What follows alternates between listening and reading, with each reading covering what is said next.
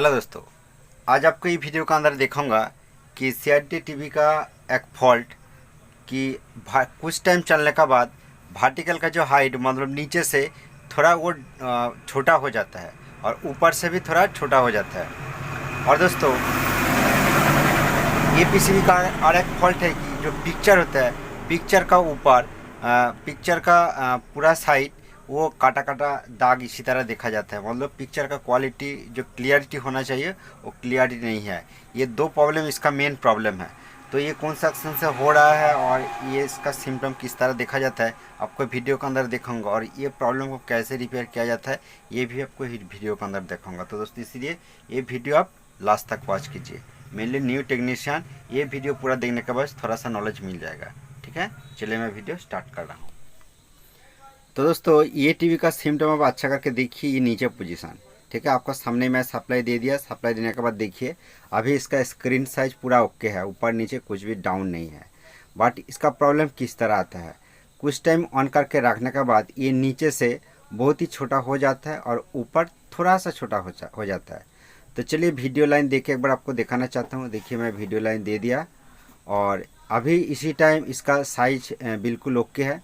But दोस्तों ये CinemaScope picture है इसलिए इतना गैप देखा जाता है। ठीक है, तो बट तब भी थोड़ा डाउन लग रहा है क्योंकि मैं सीरीज लाइन से सप्लाई दे दिया। तो ये लैम्प ग्लो होने लगता है, तो इसीलिए 110 वोल्ट लाइन थोड़ा ड्रॉप हो जाएगा, तो उसी का रीजन से भी पिक्चर ऊपर और नीचे छोटा हो सकता है। तो इसीलिए मैं डायरेक्ट लाइन दे दिया। ठीक है, तो आपको इसी टाइम दिखाना चाहता हूँ। देखिए अभी ये छोटा नहीं है। तो दोस्तों ये वीडियो के अंदर आपको जो बताना चाहता हूँ, मेरे 110 वोल्ट सप्लाई लाइन ड्रॉप हो जाएगा, तो उसी का रीजन से जो वर्टिकल का हाइट ऊपर और नीचे थोड़ा छोटा हो सकता है और वो जंपिंग भी प्रॉब्लम हो सकता है। बट अभी इसी टाइम देखिए पिक्चर बिल्कुल ओके चल रहा है और स्क्रीन का अंदर जो पिक्चर का क्वालिटी आप अच्छा करके देखिए, पिक्चर का क्वालिटी भी क्लियरिटी नहीं है।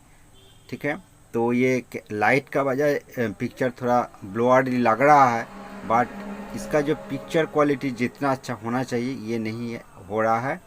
और अभी तक इसका हाइट प्रॉब्लम नहीं देखा जाता है, बस कुछ टाइम का बाद ही ये पिक्चर थोड़ा छोटा हो जाता है। तो इसीलिए थोड़ा टाइम ऑन करके रखना पड़ेगा। ठीक है, तो ये भी आपको दिखाऊंगा, आपको थोड़ा वेट करना पड़ेगा, सिम्टम किस तरह आता है ये भी आपको देखना पड़ेगा और उसका बाद आपको ये प्रॉब्लम सॉल्व करके दिखाऊंगा। ठीक है, फर्स्ट सिम्टम को अच्छा करके देखना पड़ेगा। अब सही से आप आइडेंटिफाई कर पाओगे कि वो किस तरह प्रॉब्लम आ रहा है, तब आप प्रॉब्लम को रिपेयर कर पाओगे।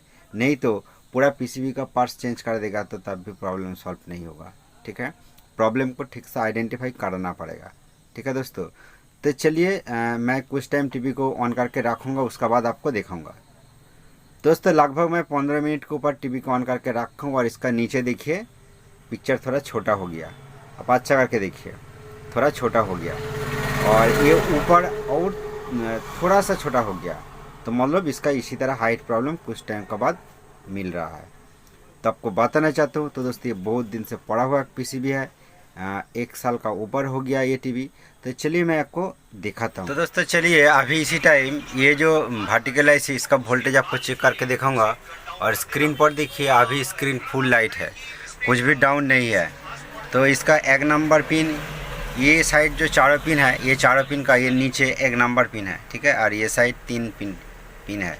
तो 1 नंबर पिन पर कितना वोल्ट होना चाहिए, देखिए 1 नंबर पिन पर वोल्टेज देखिए, मीटर पर फॉलो कीजिए 3.32 वोल्ट का आसपास। तो दोस्तों ये वोल्ट भी सही है। और उसके बाद 2 नंबर पिन ये है, 2 नंबर पिन पर कितना वोल्ट देखिए 27.2, ये वोल्ट भी सही है।